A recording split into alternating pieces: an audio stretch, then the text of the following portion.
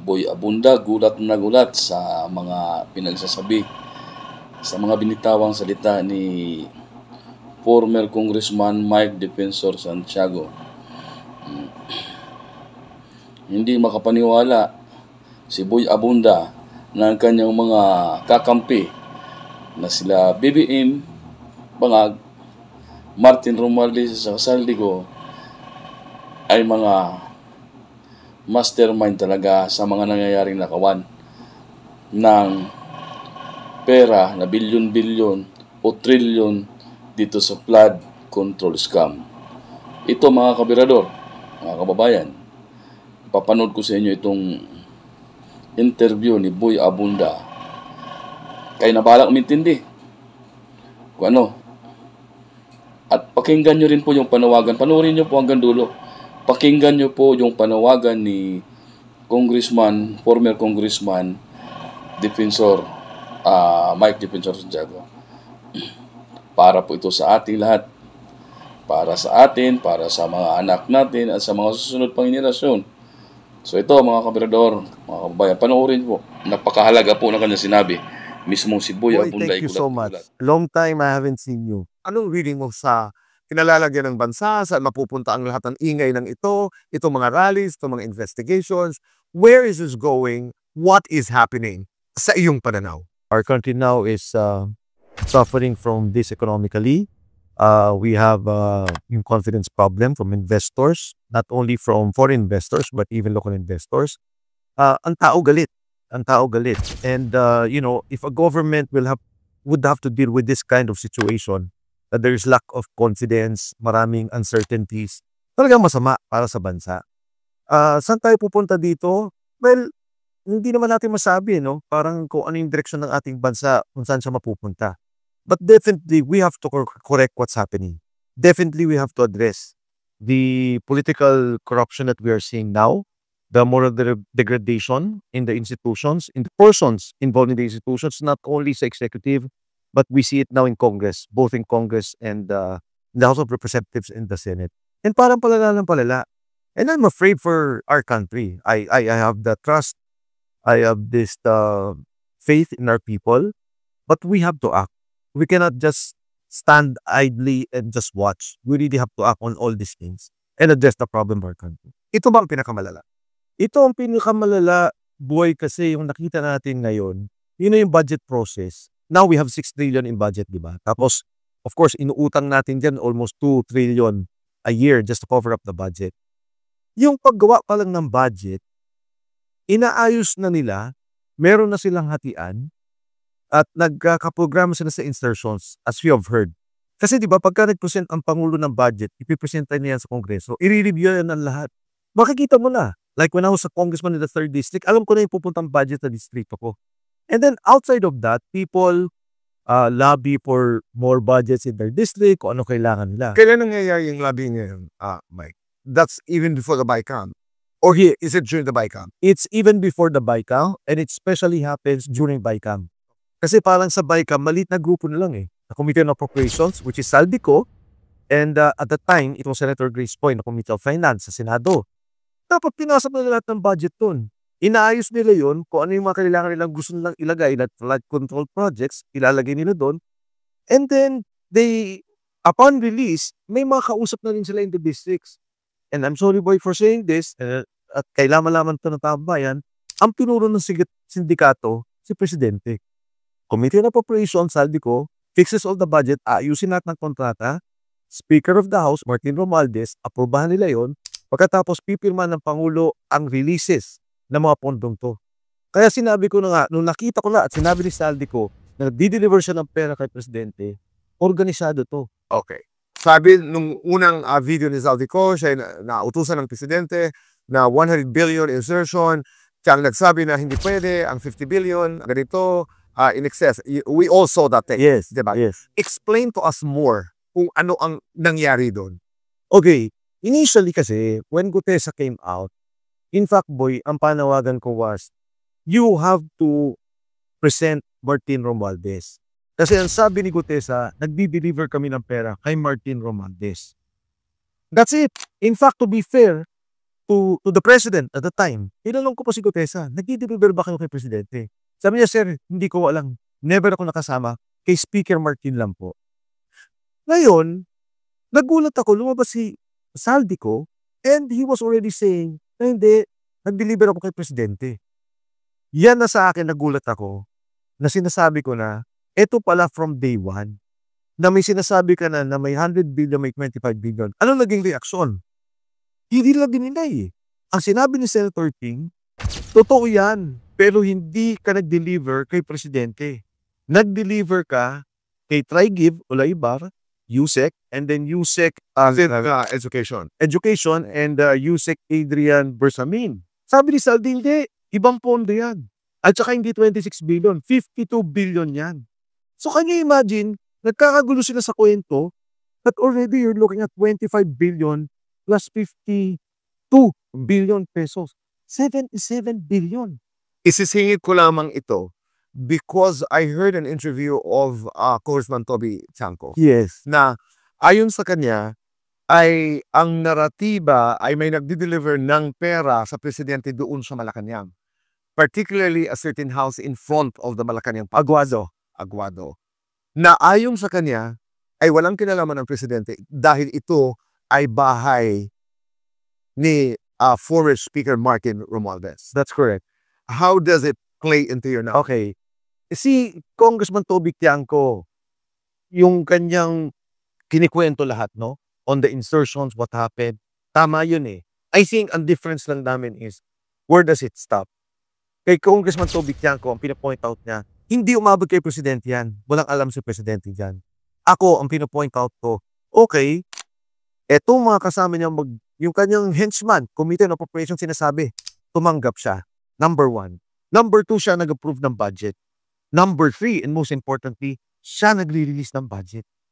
So on all counts, merong responsibilidad ang presidente para sa akin. Allegation lang naman ito, ano? Okay, pwede bang halimbawa, let's take out the names. Okay, let's take out the names. We have a Speaker of the House who's corrupt. Okay, ito'y gumagalaw, ito'y nagnanakaw sa pera ng bayan. Okay. Kaya ba ng Speaker gumalaw na hindi alam ng presidente? I'll tell you this.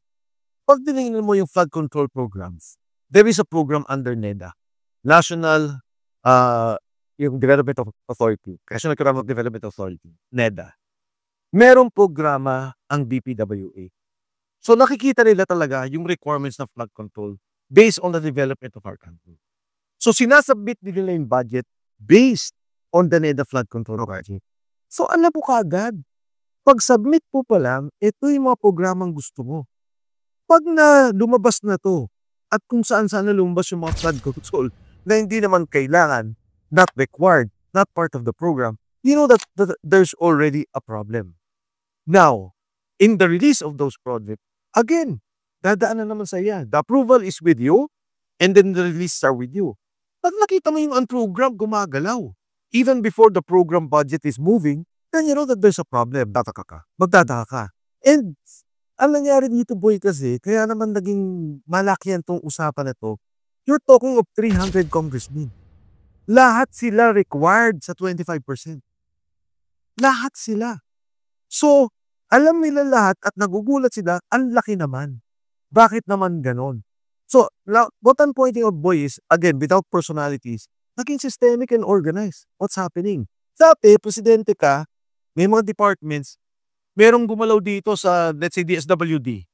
Merong gumalaw ng kung ano mga whatever bidding that they have there. Let's say, rice. For Baguio. Hindi mo na makikita yun as president. Diba? Wala ka nang alam doon. Pero if you're talking of billions of pesos, iba yun. Iba yun. Between the Speaker of the House at an APRO, kaya ba gumalaw ng APRO o no, na hindi alam ng Speaker? Never. Cannot, never. Pupuntahan natin ang kwento ni Zaldico. Bakit, Mike, sinasabi ni Zaldi na hindi ako kumita ng isang kusing dito sa perang pinag-uusapan? Tinanong din sa akin yan. And in fact, ako sasabihin ko kagad dito sa iyo, boy, hindi ako naniniwala.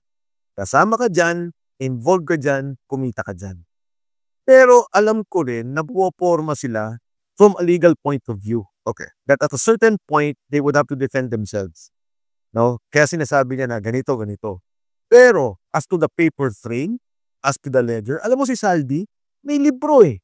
Hindi ko to, ito, kakwento ko ba yan? Hindi ko maintindihan to eh. Sabi ni Sergeant Gotesa, inakyat po namin sir yung 45 na mga, 46 ng mga maleta. Inakyat niya, iniwan niya yung 15 sa kanya. Bumaba yung 31. Sabi ko, parang illogical, ang bigat eh. Sabi ko, bakit yung ginagawa yun, Sag? Sabi niya, sir, hindi ko alam eh. Tapos naisip ko ngayon that is coming out, pinipicturan niya. Pinipicturan niya lahat ng maleta, pagkatapos ng deliver na. Kasi boy, dito hindi na bilangan ng pera. Wiluhan na. Kino. Sabi ko, paano pagbilang ng pera? Ang dami nun. Sir, may kino ho. Sabi niya, alam niyo ba, sir, na ang 1 kilo, nung ko lang dinalaman, ang 1 milyon is 1 kilo. And sabi niya, ang isang bag na gano'n, naglalaman po ng 48 million. Okay. So sabi ko, paano mo nalaman 48 million? Kasi po may post-it. So, pinipicturean pala niya, nire-ledger niya, lahat din ang document niya. So lahat ng to, documented niya. So the question is, bakit siya iba yung sinasabi niya, hindi siya kumita? I would think advised by the lawyer. Huwag mo na sabihin to, huwag mo na sabihin si Saldi. Sinasabihan siya ng gano'n. Pero as to the truth and veracity of what he was talking about, totoo yun. Bakit niya ginagawa yun? Para sasabihin niya, ito 30 maleta diniliver ko sa'yo. 40 maleta diniliver ko sa'yo. Now, I'm putting it together na, ay, huwag kala yun. Pero hindi niya sasabihin na 15 lang ang akin ha, yung 31 na punta sa'yo. Ay, happy ano nang ginagawa. Ito pa, sabi sa akin ni Sergeant Gotesa, every day may nagdi-deliver ng pera. Sa Ladybug, sa Valle Verde. Sabi ko, saan galing ang pera? Sabi niya, sir, hindi ko alam eh. Hindi ko nakikita. Basta si Mark Texay, itong dalawang to, hindi pa ito pinapatawan, and si Paul Estrada po, ang tumatanggap. Iniipon sila ay staff ni Saldi ko. Okay. Kinukuha nila yung pera, iniipon po nila, pagkatapos po nun, i-deliver na namin. So, ang deliver nila is 3 times a week. On average, boy, I think, hindi bababa ng 1 billion ang delivery every 3 days. Can you imagine, ito yung klase ng gobyerno na nakikita natin. Balikan ko lang yung corruption, Mike. Kasi, you have the political actors dito sa isang banda. Tapos meron kang sistema. Paano pa ang nangyayari? Halimbawa, let's talk about DPWH. Ang nagre-release ng pera, halimbawa, napunta ay 3 billion sa isang kongresista. Yes. Saan ang gagaling ang pagbabawas? I'm not talking anymore about the 100 billion in Serio, etc. Yung doon na sa, paano ba kumikita? Paano ba ang corruption nagaganap? Pag pumasok sa isang district, ang mga contractors, usually may kaibigan na sila dyan, may kasama na sila dyan. So when they make a bid, okay, mananalo yung kaibigan, and then may arrangement siya sa congressman, kung sino man yung nakopo. And it's been happening. It's an open secret in Congress, open secret in DPWH.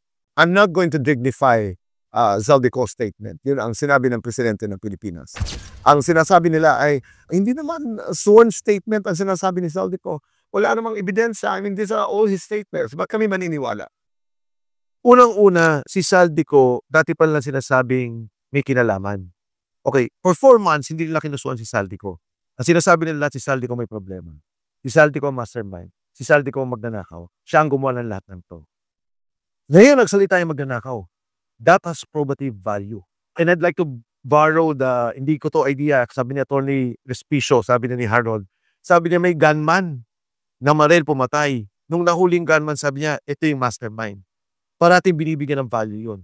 Now, in the case of Zaldico, sabi niya, umuwi ka rito para anuhan mo. You take an oath and you face the music. Face the music. Ako hindi. He can do it even from abroad. He can do it na pwede siyang pumunta sa consulate or sa embassy, ipa-notarize niya doon sa embahada natin. Pangalawa, yung Senado o yung ICI, anyway, yung ICI wala namang rules. But yung Senate, may rules yan. They can always suspend the rules and accept a Zoom confession under oath ni Zaldico. It can be done. Pero magugulat ka, 4 na buwan tahimik sila. Nung nagsalita na siya ng Bongbong Marcos, I think in 7 days, napailan siya ng kaso. In 7 days, makakancel ang passport niya. May 2 pang tao, Mark Texay and Paul Estrada. Hanggang ngayon, hindi ko pa na-report to any investigation. Never been. Walang case 5. Sinabi ni Alcantara pangalan, sinabi ni Zaldico pangalan, sinabi ni Bernardo pangalan. Pero hindi sila nagtatago. They can be found. They're just waiting to be invited. In the same way that they're looking after, they're chasing Saldico, they can do that to Mark Teksay and to Paul Estrada. Etong dalawang to, assistant lang to ni Saldico. Si Saldico may pera yan. He can hide, he can go anywhere. May mga eroplano siya. Etong dalawang to, in 3 days, kaya nila mapauwi ito. At nagtatanong ka at itinanong mo na ito ng ilang beses kung bakit hindi pa sila ipinapatawag. That's correct. Ng either ICI or ng Senado. Pag itong dalawa nagsalita, hindi ko alam, sigurado ko kay Martin Romualdez. Hindi ko alam kung si Presidente alam din nila because ito ang dalawang assistants ni Saldi na nagdi-deliver ng pera. Anong ibig sabihin ng hindi ka sigurado kay Martin Romualdez? Sigurado ako na nagdi-deliver to kay Martin Romualdez because Gutesa also already mentioned it. Pero ang sabi nga nila, may delivery kay Pangulong Marcos. So, Mark Teksay and Paul Estrada would know. Ito ang magko-corroborate sa sinasabi ni Saldico. In your estimation, Mike, makukuha ang dalawang ito? Ipapatawag ang dalawang ito? Kung gusto talaga nila. Kung ang script kasi nila, boy, is, ito ang script nila final. Saldico ang mastermind. Kasama yung DPWH officials. Kasama yung mga congressmen. May sinabi sila E.S. Bersamin at saka Pangandaman. Nawala na, kumimik na. Di natin alam nangyari. May mga dinamay silang senador at saka mga congressmen. Si Martin Romualdez hanggang ngayon wala pang kaso. So ano ang aking pananaw? Binabalansin nila, tinitingnan nila. Kung tanggap na ng tao, natahimik na.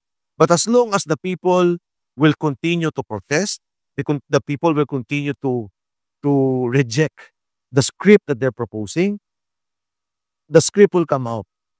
What happened between Zaldi and Martin Romualdez? From what I understand, and this is coming from talks from friends of Saldi, na nung una, protect all. No case, no worry, stay away, get out of the country. Then eventually nagka-problema. And then they're seeing the cases coming out, may tinayal na sa kanya, lumalabas na, parang, uy, ako lang maiipit dito. And then eventually, I would think na si Saldi said, okay na to. Kasi if you're looking at from Saldi's perspective, tauhan nyo lang ako eh. Diba? Third in hierarchy ako o fourth in hierarchy ako. Ang malaking bulto ng pera, dinideliver ko sa inyo. And after 2 years, even if they survive what is happening, si Saldi will always be in jail. Diba? Pero, pag nagsalita na siya ngayon at sinabi niya talaga na hindi siya at merong ibang mastermind, then it could be a different situation for him in the future. Pero your advice to Saldico, if you were asked, is for him not come home. As of now, hindi. Kasi delikado eh. You know, Gutesa, what happened to him? What happened to him? Okay. Let's go to Gutesa. Okay, he went to the Senate. Tapos, pero bago Senado, Mike, paano natagpuan si Sergeant Gutesa? Okay, maraming mga haka-haka. Sabi nila si GMA yan, inutusan si Mike. Ano mo ba yung mga former president? Former president. Tapos, may connection yun kay Inday Sara, may kung ano no. Simple. A friend of mine went to my office and we were talking and he said, Mike, bakit gusto mong pakinggan to? Sabi ko niyan, ito yung isa sa mga nagdi-deliver ng pera. Doong sa case ni Saldico. Sabi ko talaga. So, si Gutesa and I spoke about it. Snippets. Kwento-kwento. O sir, nagdala kami ganito. Nagulat ka kami. Sa baha pala yun. Sa flood control pala yung pera na yun. Kinuwento niya yung isang kasama na siya, Mike. Hindi. Nagkita talaga. Nagpunta siya sa akin. Okay. Nagpunta siya. Tapos, the reason why siya nagkwento sa akin, kasi that time, Senator Marcoleta was chairman of the Blue Ribbon Committee. So, I guess he wanted to give guidance or he wanted to tell his side of the story. I went to Senator Marcoleta, sabi ko, gusto mo kausapin na tao to. Sabi, sila ba yan? Kilala mo ba yan? Sabi ko, kilala ko, yung nagpakilala. And trusted ko yung nagpakilala. And I'm sure, okay itong sinasabi ni Sergeant Gutesa. Sinabi ni Gutesa, nagkwento siya. Lahat ng kinikwento niya. Marcoleta appealed to him. Sabi ni Marcoleta, Senator Marcoleta, alam mo, Sarge, sabi niya, itong nangyari sa bansa natin, grabe na. Itong ganito, sabi niya, sobra na. Maawa na tayo sa mga anak natin. Sabi niya, kung pwede, magsalita ka na. Kasi supposedly, grupo sila na magsasalita. Alam mo, nung nag-uusap kami ng Sergeant Gutesa, sabi niya, Sir, ano tingin mo mangyari sa akin? Sabi ko, alam mo, Sarge, normal yan, babatikusin ka, sisikat ka, manang. Ang sabi pa niya sa akin Wala naman sir silang mababati ko sa akin, sundalo lang naman ako. Why was he coming out? Why was he willing to talk?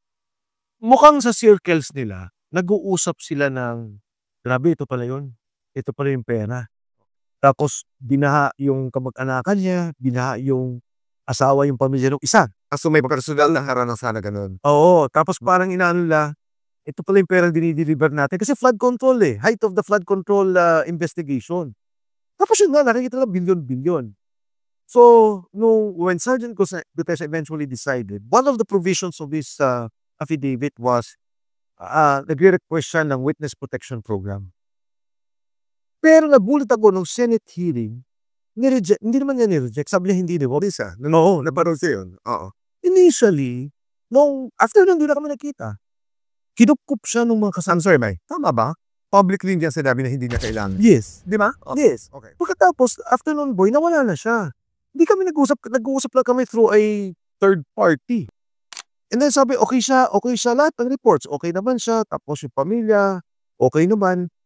Then eventually, nang kuha ng reports, hindi na siya makalabas. Detained na siya.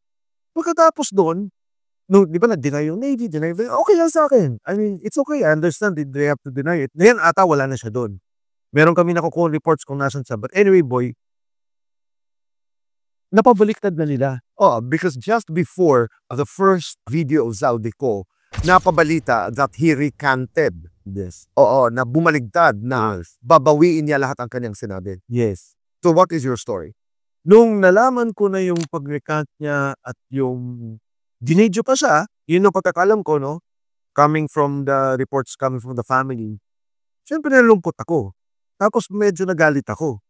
But eventually naisip ko, hindi kawawa yung tao Paano mo sisisihin yung isang tao na nag-isip para sa bayan, pagkatapos na yun naman, yung pamilya na iniipit. Yung pamilya niya may danger. So, kung ako man yun, siguro pipirmahan ko lahat ng papapirmahan nila at sasabihin ko lahat ng gusto na sabihin. Kaya nga nag-a-appeal ako, napakawalan na nila because nung sinabi na ni Saldico na nagdi-deliver akong pera, ko okay na. At least si Gutesa, hindi na siya yung main na naging problema. Biglang sinabi ng second part, totoo lahat na sinabi ni Gutesa. Naku, sabi ko, nawala na naman. Hindi na after that, hindi na namin siya alam kung nasaan. I will not engage, sabi ng presidente. My conscience is clear, sabi ni Martin Romualdez. May mga calls pa na, no, we're not going to call for anybody's resignation. This is transparency rally. This is an accountability rally. What do you make of this whole thing, Mike? You know, the problem with the analysis of some group is that they're saying, para sa akin, boy, pag sinabi mong BBM resign, it is not only about the person. It is the office of the president. You have failed in governance. You have failed in stopping corruption in your administration. And I will go even to the extreme of saying, you knew and you were the head of the organized corruption happening in government. Now, up to the president to prove himself innocent. Kailangan niyan sagutin si Saldico. For 3 years, he was the chairman of the Committee on Appropriations. You do not become Committee Appropriations chairman if the president doesn't want you to be the chairman. The Speaker of the House, poder din ng presidente yan. Sa lahat ng naging eleksyon ng speakership, pag sinabi ng presidente itong dapat na speaker, ito yung magiging speaker. Ngayon, mas gusto ko pa nga yung ibang nagsasabi na BBM Sara resign. Diba? Congress abolish, Senate abolish, puro kayo corrupt. Mas malinaw pa sa akin yung ganang panawagan. Pero sa akin naman, extreme yun. Because from my point of view, etong kay presidente na nangyaring corruption with the budget came from his office, headed by his office as president of the country. Speaker, Committee on Appropriations. Sabi nila, may corruption din dito sa OVP Okay, sinasabi niyo OVP. First and foremost, pending yan sa COA. You're talking of 800 million pesos. The actual na pinag-iimbestigan ngayon sa COA, out of 125 million, is 73 million pesos. I'm not gonna go into details, but the point is, you read the COA review of all departments. On average, DSWD, lacking of documents, deficiencies, 5 to 10 billion. Pumunta ka ng DPWH, 50 billion pesos. Pumunta ka ng Department of Health, lacking in documentation, requirements, deficiencies, rejected, disallowed. Ilan tong bilyong piso? Ang punto ko, yung mga opisina lahat nagkakaproblema from time to time as a public office. Because when the COA reviews your budget, you have to make proper submission. You have to complete the requirements. Lahat kami may mga pending reviews. Pero itong corruption na nangyari, na insertion, delivery, klaro laking kwento ni Saldico. Klaro na nakikita natin sa program funds. So, going back to my point, sabi mo, re-reject lang nila, hindi totoo. Tama. At yun naman talaga ang magiging legal position ng mga taong to. Pero, hindi tanga ang taong bayan. Hindi tanga ang mga taong nanonood, nakikita, na ano talaga yung nangyari. Everyone reads, everyone tries to find out ano ba nangyari sa bansa. At lahat tayo bulat. Lahat tayo parang, wow, shock. Ganito ba talaga nangyari? Diba? Okay. There are also people now who are taking the position of, okay, anybody but Sara.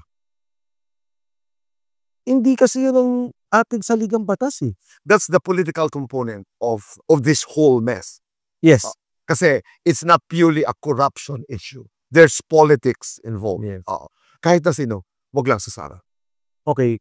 Ako, nung eleksyon, ang kakampi ko si BBM at si Inday Sara.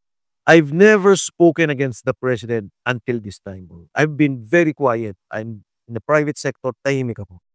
When Gutesa came out, Saldico came out, and I saw the entire process of what they were doing, grabe. Ngayon, if you observe and if you notice, talagang lumalabas ako at nagsasalita. At walang kinalaman dito ang former President Gloria Macapagal-Arroyo. Wala. You Wala were talaga. asked by the former president to speak out, to take care of Gutesa. Walang kinalaman dito si former President Gloria. Yes, and now I've been coming out on my own. I don't need President Gloria Macapagal-Arroyo to guide me or to tell me where to go. Good. To be fair to GP Inday na, hindi kami nag-usap, kami nakikita. Number one, inaatake niyo siya dahil sa naging problema ng tatay niya. Hindi naman problema ni Inday Sara yung EJK eh. Nung mayor naman siya, wala namang EJK. If Inday Sara will resume the presidency, whatever personal sentiments she has, whatever hurt, whatever feelings of hatred and anger that she has to set it aside. Kailangan bansa ang unahin niya. Tanggalin niya yung sentimiento, bansa ang unahin niya. At inuulit ko, in the next 2 years, assuming nakapag-assume siya at puro away, puro gantihan, hindi, she will not be the correct president in 2020. Kasi nasabi ko lamang ay kung saan ang gagaling itong attitude na ito, itong attitude towards VP Sara, naluntok ng mayor. Di ba yung nakita ko ay so alupe. Yes. Pero Alam mo, boy, sa akin, gumagawa lang sila ng rason. Kasi kahit na nakita ko na naluntok siya, hindi ko rin gusto yun.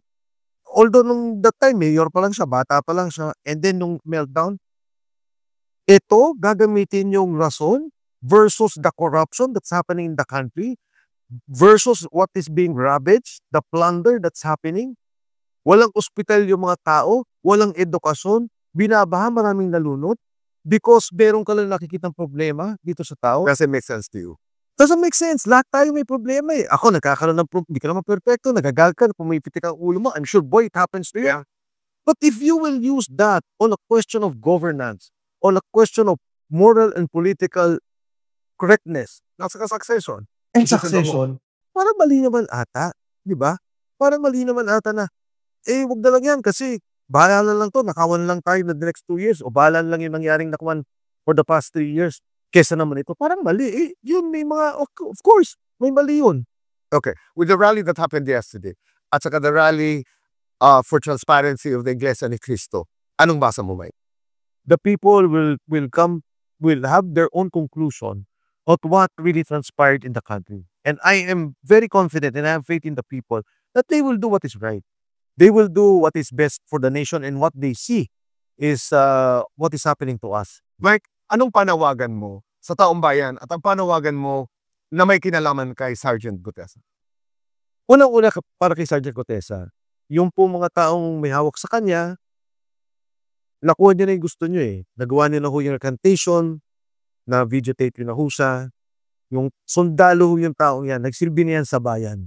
At nung lumabas siya, yun din ang paniwala niya, nagsisilbi siya sa bansa. Kung pwede ho, pakawalan niyo na.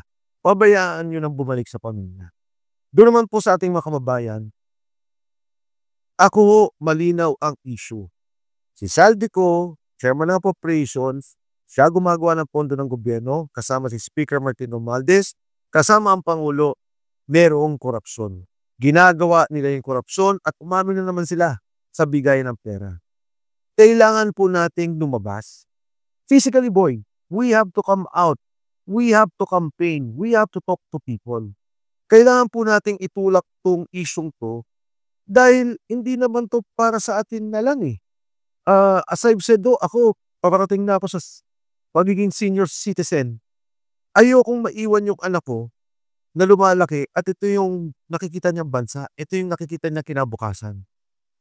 Bakit po tayo kailangan lumabas? Kasi pag lumabas po tayo, dyan na lalabas ang mga armadong serbisyo, ang mga gobyerno, ang mga negosyante. Hindi lang to the military and the AFP. I'm talking of the business sector. I'm talking of civil institutions. Nasabihin nila, ayaw na namin to. Dahil yung ginawa nilang korupsyon dito sa ating bansa, masyadong talamak, masyadong garapan. Mark, maraming salamat. Thank you, boy.